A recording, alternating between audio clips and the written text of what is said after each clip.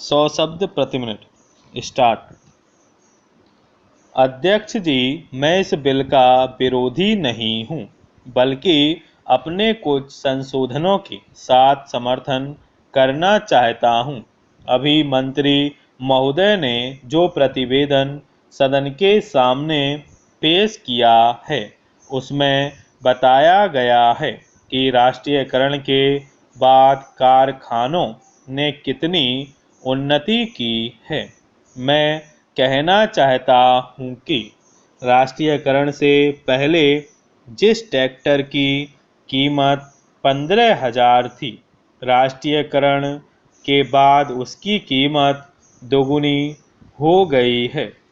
जब से यह काम सरकार ने अपने हाथ में लिया है और किसानों को ट्रैक्टर बांटने लगी है, तब से ट्रैक्टरों के दाम बढ़ गए हैं, किसानों को लूटा जा रहा है। यह सब राष्ट्रीयकरण का परिणाम हुआ है। यही कारण है कि सरकार को इसमें इतना मुनाफा मालूम पड़ रहा है। ये मनमानी कीमत किसानों से वसूल कर रहे हैं।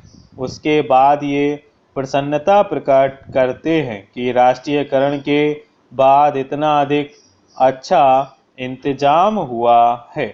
जितने दाम बढ़े हैं, उस हिसाब से तो इन कारखानों को करोड़ों रुपए का लाभ होना चाहिए था।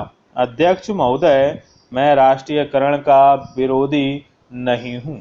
मंत्री बनने से पहले वे हम लोगों के बीच भाषण देना शुरू करते थे, तो यदि 1 घंटा भाषण देते थे तो आधा घंटा तालियां बजती रहती थी। लेकिन मंत्री बनने के बाद हमने इनका उसी प्रकार का भाषण नहीं सुना। आजकल तो जो सरकारी अधिकारी उनसे कहते हैं, उसे वे आसानी से समझ लेते हैं और अपनी बातें भूल जाते हैं।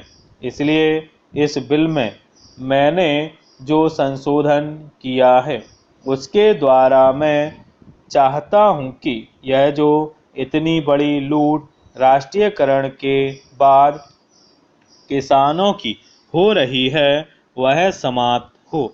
यह बिल 50 पृष्ठों का है, लेकिन किसानों को छोटे ट्रैक्टर मिलेंगे या बड़े, या किस प्रकार के, इसका कोई जिक्र नहीं है। सारे देश में कानून के द्वारा किसानों के पास छोटी छोटी जमीनें होती हैं, लेकिन ट्रैक्टर का कारखाना अभी तक बड़े ट्रैक्टर ही बना रहा है।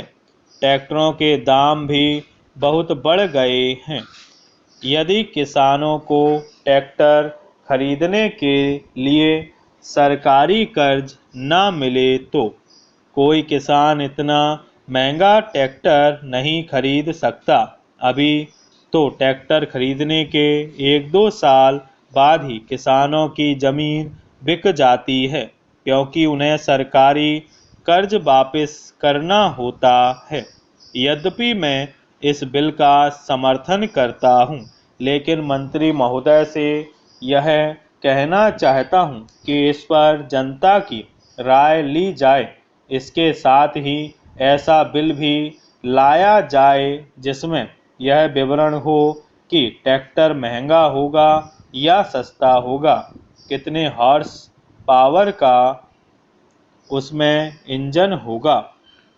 इस बिल में यह भी प्रावधान होना चाहिए कि राष्ट्रीयकरण के बाद जो भ्रष्टाचार या लापरवाही बढ़ गई है, उसको कैसे मिटाया जाएगा। तभी हम समझेंगे कि वास्तव में इस देश में कृषि क्रांति आने वाली है। तभी इस विधेयक की कोई सार्थकता हो सकता है और किसानों को बढ़ती कीमतों से राहत मिल सकती है।